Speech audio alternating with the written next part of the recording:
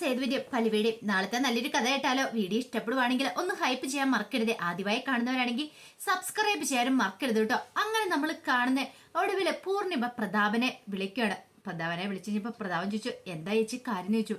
എടാ പ്രതാപ, എനിക്കൊരു കാര്യം നിന്നോട് പറയാനുണ്ടെന്ന് പറഞ്ഞു. എന്താ കാര്യം? അത് പിന്നെ സ്വാതിമോളുടെ ഒരു ഫ്രണ്ട് ഇവിടെ വന്നിട്ടുണ്ട്. ഫ്രണ്ടോ? അതെ, ഫ്രണ്ട് വന്നിട്ടുണ്ട്. അന്ന് നീ ഓർക്കുന്നുണ്ടോന്ന് അറിയത്തില്ല, ഹോസ്പിറ്റലിൽ വന്നിട്ടുണ്ടായിരുന്നു എന്ന് പറഞ്ഞു. എന്നിട്ട് പ്രതാപൻ ഇങ്ങനെ ഒന്ന് ആലോചിച്ചു.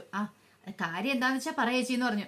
അല്ല, സ്വാതിമോളുടെ ഫ്രണ്ടിന് ഒരു ജോലി വേണമെന്ന്, ടെക്സ്റ്റൈൽ ഷോപ്പിൽ എന്തെങ്കിലും വേക്കൻസി ഉണ്ടെങ്കിൽ അവനൊരു ജോലി കൊടുക്കുമെന്ന് അറിയാൻ വേണ്ടി വിളിച്ചാന്ന് പറഞ്ഞു. അത് കേട്ട് ഇനിയിപ്പോൾ പ്രതാപൻ പറഞ്ഞു, അല്ല ചേച്ചി, അതിപ്പോൾ വേക്കൻസി ഒന്നും നീ നോക്ക്. നീ ഒരു കാര്യം ചെയ്യുക, കുറുപ്പേട്ടനെ കൂടെ വിളിച്ചു ചോദിക്കുക. എന്നിട്ട് സ്വാതിമോളുടെ ഫ്രണ്ടല്ലേ, പറ്റില്ല എന്ന് നമ്മൾ എങ്ങനെയാടാ പറയണേ? അല്ല, അത് ചെറുപ്പക്കാരനെ മറ്റോ ആണോന്ന് ചോദിച്ചു. അതെ, ചെറുപ്പക്കാരനാ. അല്ല ചേച്ചി, അത് പിന്നെ ചെറുപ്പക്കാർക്കൊക്കെ നമ്മൾ ജോലി കൊടുക്കാന്ന് പറഞ്ഞ, അതെന്താടാ അങ്ങനെ പറഞ്ഞേ? ചെറുപ്പക്കാർക്ക് ജോലി കൊടുക്കാൻ പാടില്ലെന്ന് ചോദിച്ചു. അല്ല, സ്വാതിമോളുടെ ഫ്രണ്ട്, അതെ, നീ ഒരു കാര്യം ചെയ്യുക, തൽക്കാലത്തേക്ക് അതിനെക്കുറിച്ചൊന്നും ചിന്തിക്കണ്ട. എന്തെങ്കിലും വേക്കൻസി ഉണ്ടെങ്കിൽ എന്ത് ജോലി ചെയ്യാനും അവൻ തയ്യാറാന്നാ പറയണേന്ന് പറഞ്ഞു. അത് കേട്ട പ്രതാപൻ പറഞ്ഞു, ശരി, ഞാനിന്ന് ആലോചിക്കട്ടെ എന്നൊക്കെ പറഞ്ഞു. അങ്ങനെ കോള് കട്ട് ചെയ്തു. പിന്നീട് പ്രതാപൻ ആലോചിച്ചു, സ്വാതിയുടെ ഫ്രണ്ട് ചെറുപ്പക്കാരന് ഇത് പണിയാണോ എന്നൊരു സംശയം. ഒരു കാര്യം ചെയ്യാം, സേതുവിനെ ഒന്ന് വിളിച്ചു മൂപ്പിച്ചു നോക്കാം എന്നൊക്കെ ചിന്തയോട് കൂടിയിട്ട് പ്രതാപൻ സേതുവിനെ വിളിക്കുകയാണ്. സേതുവിനെ വിളിച്ചിട്ട് സേതുവിനോട് കാര്യങ്ങൾ പറയണം. അതെ, എന്നെ ഇപ്പൊ പൂർണ്ണം വെച്ച് വിളിച്ചിട്ടുണ്ടായിരുന്നു. എന്താ പ്രതാപ? അത് പിന്നെ സ്വാതിമോളുടെ ഒരു ഫ്രണ്ട് വന്നിട്ടുണ്ടെന്ന്. അപ്പം അവന് നമ്മുടെ കമ്പനി ജോലി കൊടുക്കണമെന്ന്. അതെ, എന്ത് ജോലി ചെയ്യാനും തയ്യാറാന്ന് അവൻ പറഞ്ഞിരിക്കുന്നത്. ഇത് കേട്ട് കഴിഞ്ഞപ്പോഴത്തേനും ഒരു നിമിഷം ആലോചിച്ച് ചെയ്തു. ഒരു പക്ഷെ ഇത് നേരത്തെ കുറുപ്പേട്ടൻ പറഞ്ഞ ആ ഫ്രണ്ട് തന്നെയായിരിക്കും. പിന്നെ അന്ന് താൻ കണ്ടത് ഹോസ്പിറ്റലില് ഇന്ദന്റെ കുഞ്ഞിനെ കാണാൻ വന്നേ സ്വാതിയുടെ കൊണ്ടുകൊണ്ടിരുന്ന ചെറുപ്പക്കാരൻ അവനാണോ എന്നൊരു ചിന്ത സേതുവിനെ മനസ്സിലേക്ക് വന്നു. ആ സമയം പ്രതാപൻ ചോദിച്ചു, എന്താ സേതു, നീ എന്താ മിണ്ടാത്തേന്ന് ചോദിച്ചു. ഒന്നുമില്ല. അല്ല സേതു, എനിക്ക് എന്തോ ഒരു സംശയം ഉണ്ടെന്ന് പറഞ്ഞു. എന്താ? സ്വാതിക്ക് ജോലി അന്വേഷിച്ച് നടക്കേണ്ട പ്രായമല്ലേ ഇത്? കാരണം ആ സമയത്ത് ഒരു ചെറുപ്പക്കാരൻ വന്ന് ജോലി ചോദിക്കാന്ന് പറഞ്ഞാൽ അത് സ്വാതിയുടെ ഫ്രണ്ടാന്നും പറഞ്ഞോണ്ട് അപ്പൊ അവനൊക്കെ അങ്ങനെ ജോലി കൊടുക്കാൻ ശരിയായിട്ടുള്ള കാര്യമാണ്. അവനെയൊക്കെ എന്ത് വിശ്വസിച്ച് നമ്മൾ കമ്പനിയിലേക്ക് കയറ്റും? അതും കൂടെ അന്വേഷിച്ചിട്ട് വേണം. എനിക്കെന്തോ ഒരു പന്തികേട് തോന്നണമെന്ന് പറഞ്ഞു. അത് കേട്ടുകഴിഞ്ഞപ്പം സേതു പറഞ്ഞൊരു കാര്യം ചെയ്യാം, അവന് ജോലി ഇല്ലാന്ന് പൂർണ്ണമ്മ വിളിച്ചു പറഞ്ഞേക്കാൻ പറഞ്ഞു. അല്ല ചേച്ചിക്ക് അത് ഇഷ്ടപ്പെടുമോന്ന് തോന്നില്ല, കാരണം ചേച്ചിയാണല്ലോ കമ്പനിയുടെ അധികാരി. ആ സമയത്ത് ഇങ്ങനെ വിളിച്ച് എങ്ങനെ ഞാൻ ചേച്ചിയോട് പറയണേ? അതൊന്നും താൻ കാര്യാക്കണ്ട. തൽക്കാലത്തേക്ക് ചേച്ചിയെ വിളിച്ചു പറഞ്ഞേരെ, ഇപ്പൊ വേക്കൻസിയും കാര്യങ്ങളും ഒന്നും ഇല്ലെന്ന് അവിടെ. ബാക്കി കാര്യം ഞാൻ നോക്കിക്കോളാന്ന് പറഞ്ഞു. പ്രശ്നമാവുക സേതു, ഞാൻ നോക്കിക്കോളാന്ന് പറഞ്ഞില്ലേടോ എന്ന് പറഞ്ഞു കോള് കട്ട് ചെയ്തു. അപ്പോഴേക്കും പല്ലി വെച്ച്, എന്താ സേതു ഏട്ടാ?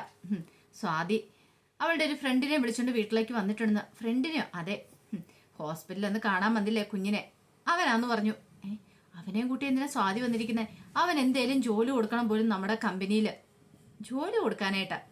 അവൾ ഇത് എന്ത് ഭാവിച്ചാന്ന് അറിയത്തില്ല, അവനെയൊക്കെ വീട്ടിലേക്ക് വിളിച്ചു കയറ്റിയിരിക്കുന്നത്. ഇവനൊക്കെ എന്താ ഏതാ എങ്ങനെയാന്നൊക്കെ ആര് കണ്ടു എന്നും പറഞ്ഞുകൊണ്ട് സേതു ഭയങ്കരമായിട്ട് കിടന്ന് ദേഷ്യപ്പെടുവാണ്.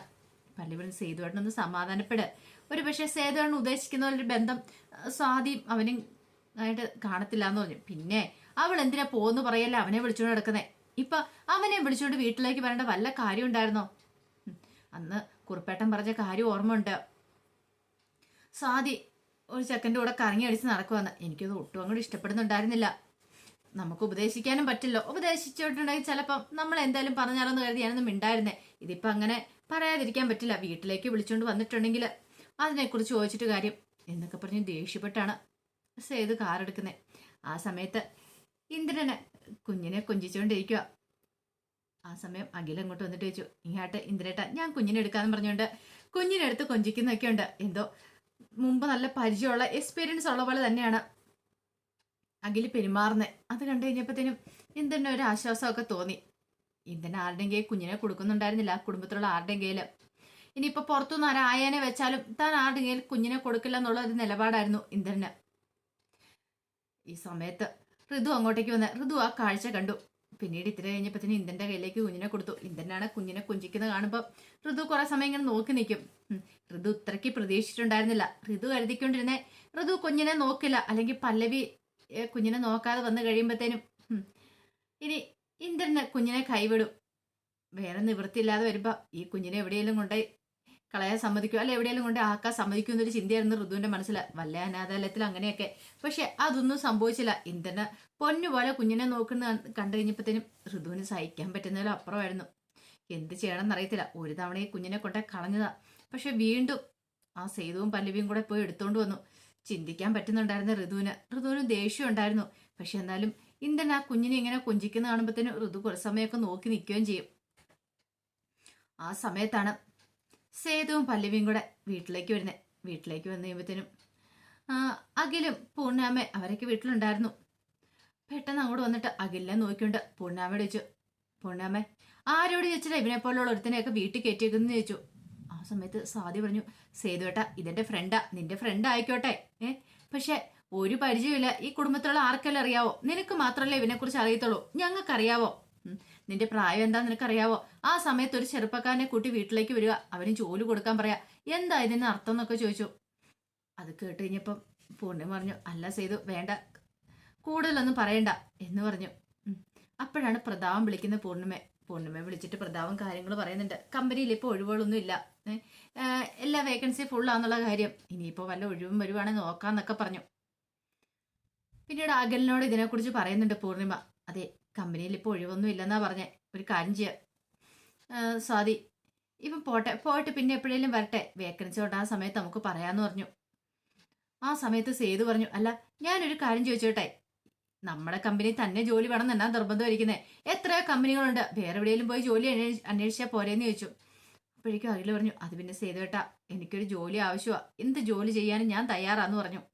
സേതു പറഞ്ഞു, നിനക്ക് ഇവിടെ ജോലിയില്ല, മര്യാദയ്ക്ക് ഇറങ്ങിപ്പോടാ വീട്ടിൽ നിന്നൊക്കെ പറഞ്ഞുകൊണ്ട് കിടന്ന് ദേഷ്യപ്പെടുവാണ്. അപ്പോഴേക്കും സാദി പറഞ്ഞു, എന്താ സേതുവേട്ടാ ഇങ്ങനെ പറയണേ? ഒരാള് വീട്ടിലേക്ക് വന്നു കഴിയുമ്പോഴത്തേക്കും ഇങ്ങനെയൊക്കെയാണോ പെരുമാറുന്നതെന്ന് ചോദിച്ചു. നീ കൂടുതലും മിണ്ടരുത്. അപ്പോഴേക്കും പല്ലവി സേതുവിന് ദേഷ്യപ്പെട്ടു. സേതുവേട്ടൻ ഇങ്ങനെ ദേഷ്യപ്പെടല്ലേ എന്ന് പറഞ്ഞു. പിന്നീട് പല്ലവി ഒന്ന് അഖിലിനോട് സംസാരിക്കുന്നുണ്ട്. അഖിലിനോട് സംസാരിച്ചു കഴിഞ്ഞപ്പോഴത്തേനും അഖില് പറഞ്ഞു, അതെ എനിക്ക് എന്തെങ്കിലും ഒരു ജോലി വേണമെന്നുണ്ടായിരുന്നുള്ളൂ. അപ്പൊ സ്വാതി എന്റെ ഫ്രണ്ടാണ്, അല്ല നിങ്ങൾ കരുതുന്ന പോലെ ഞങ്ങൾ തമ്മിൽ വേറെ ബന്ധമൊന്നുമില്ല. ഒരു പക്ഷെ അതും ഉദ്ദേശിച്ചിട്ടായിരിക്കും സേതുവേട്ടൻ ഇങ്ങനെയൊക്കെ പറയണേന്ന് പറഞ്ഞു. സേതു ഇങ്ങനെ നോക്കണം അവനെ. എനിക്ക് എന്തെങ്കിലും ഒരു ജോലി വേണം, എന്ത് ജോലി ചെയ്യാൻ തയ്യാറായിട്ടാ ഞാൻ നിൽക്കണേന്ന് പറഞ്ഞു. ഇപ്പോഴത്തെ ഈ സാഹചര്യത്തിൽ എനിക്കൊരു ജോലി ഇല്ലാതെ മുന്നോട്ട് പോകാൻ പറ്റില്ല, ജോലിയും വേണം, താമസിക്കാനൊരു സ്ഥലവും വേണം എന്നൊക്കെ ഇങ്ങനെ പറഞ്ഞു. ആ സമയത്ത് ഇന്ദ്രൻ കുഞ്ഞിനെയും കൊണ്ട് അങ്ങോട്ടേക്ക് വരുന്നേ. കുഞ്ഞ് ഭയങ്കര കരച്ചിലായിരുന്നു. അപ്പോഴേക്കും പെട്ടെന്ന് പോയി പല്ലവി എടുക്കാൻ നോക്കിയപ്പോഴത്തേനും ഇന്ദ്രൻ പറഞ്ഞു, വേണ്ട പല്ലവി എടുക്കണ്ടെന്ന് പറഞ്ഞു. പല്ലവിക്ക് ഭയങ്കര ബുദ്ധിമുട്ടായി. ശരിയാ, ഋതു പറഞ്ഞിട്ടുണ്ട് പല്ലവിയോട് കുഞ്ഞിനെ എടുക്കരുതെന്ന്. ആ സമയത്ത് അഖിൽ എന്ത് ചെയ്തു, അഖില് പോയി കുഞ്ഞിന് വേണ്ടി കൈ നീട്ടി. കുഞ്ഞ് എന്ന് കഴിഞ്ഞപ്പോഴത്തേനും അഖില് കുഞ്ഞിനെ കൊഞ്ചിക്കുകയാണ്. കുഞ്ഞിന്റെ കരച്ചിലൊക്കെ പെട്ടെന്ന് മാറി. ആ സമയത്ത് ഇന്ദ്രൻ പറഞ്ഞു, കൊള്ളാലോ താനാള്, അങ്ങനെ ഒരു കാര്യം ചെയ്യാം, ഈ കുഞ്ഞിന്റെ ആയിട്ട് ഇവിടെ നിൽക്കാൻ പറ്റുമെങ്കിൽ നിന്നോ, കുഞ്ഞിന്റെ കാര്യങ്ങളൊക്കെ നോക്കാനായിട്ട് എനിക്കൊരു ഹെൽപ്പ് ആവുമല്ലോ എന്ന് പറഞ്ഞു. അത് കേട്ടപ്പോൾ സേതുവും പല്ലവിയൊക്കെ പരസ്പരം നോക്കുകയാണ്. ഇതിനു മുമ്പ് പറഞ്ഞിട്ടുണ്ടായിരുന്നു അഖില്, തനിക്ക് കുഞ്ഞിനെ നോക്കാനൊക്കെ അറിയാം, താൻ +2 കഴിഞ്ഞ സമയത്ത് ഒരു വീട്ടില് ഒരു കുഞ്ഞു വെച്ചിട്ടുണ്ടായിരുന്നു, അതിനെ നോക്കാനായിട്ട് നിന്ന പൈസയ്ക്ക് ആവശ്യം വന്നു കഴിഞ്ഞപ്പോൾ അപ്പൊ നോക്കാനൊക്കെ അറിയാം, കുഞ്ഞിനെ എടുക്കാനൊക്കെ അറിയാന്ന് പറഞ്ഞിട്ടുണ്ടായിരുന്നു. അത് കേട്ടപ്പോൾ പൂർണിമ പറഞ്ഞു, അല്ല അത് വേണോ ഇന്ദിര, പിന്നല്ലാതെ എന്താണ് ഈ കുടുംബത്തിലുള്ള ആരും കുഞ്ഞിനെ എടുക്കാൻ ഞാൻ സമ്മതിക്കില്ല. കാരണം ഋതു എന്നെ വെല്ലുവിളിച്ചിരിക്കുന്ന ഈ കുടുംബത്തിലുള്ള ആരുടെ സഹായം എനിക്ക് വേണ്ട. ഇനി എനിക്കൊന്ന് കൈമാറി പിടിക്കണമെങ്കിലും എന്ത് ചെയ്യണമെങ്കിലും ഒരാൾ വേണമല്ലോ. ഒരു ഹോം നേഴ്സിനെ ഏർപ്പാടാക്കാന്ന് പറഞ്ഞിട്ടുണ്ടെങ്കിൽ അത്ര എളുപ്പമുള്ള കാര്യമൊന്നും അല്ല ഇന്നത്തെ കാലത്ത്. കാരണം ഇത്തിരി ഇല്ലാത്ത കുഞ്ഞിനെ നോക്കാൻ, അതായത് ആണുങ്ങൾ തന്നെ വരുമെന്ന് പറഞ്ഞാൽ പെണ്ണുങ്ങൾ വന്നിട്ടുണ്ടെങ്കിൽ പിന്നെ ഋതുവിന് ഇഷ്ടപ്പെട്ടെന്ന് ചിലപ്പോൾ വരത്തില്ല. അതുകൊണ്ടാ ഇപ്പം മെയിൽ ഹോം നേഴ്സായ പ്രശ്നമൊന്നും ഇല്ലോന്ന് പറഞ്ഞു. അങ്ങനെ ഒടുവിൽ അഖിൽ അവിടെ കുഞ്ഞിനെ നോക്കാനായിട്ട് കയറി പറ്റുവാണ്. കാരണം അഖിൽ വന്നിരിക്കുന്ന മാധവമേനയുടെ മരണത്തെക്കുറിച്ച് അന്വേഷിക്കാനെന്നുള്ള കാര്യങ്ങളൊന്നും ആ കുടുംബത്തിൽ ആർക്കോട്ട് അറിയത്തില്ല. അഖിലിന് സന്തോഷമായി. ഇനി താന് എന്താണെങ്കിലും പല സത്യങ്ങളും ഇവിടുന്ന് കണ്ടെത്തും എന്നൊക്കെ ഒരു ചിന്തയായിരുന്നു മനസ്സിൽ. അപ്പൊ അതിന്റെ വിശേഷങ്ങളൊക്കെ നമ്മൾ കാണാൻ പോകുന്നത്. ആ കഥയ്ക്കായി നമുക്ക് എല്ലാവർക്കും കാത്തിരിക്കാം കേട്ടോ. ഒരിക്കൽ കൂടി എല്ലാവർക്കും ശുഭരാത്രി നേർന്നുകൊണ്ട് നിർത്തുന്നു. നന്ദി.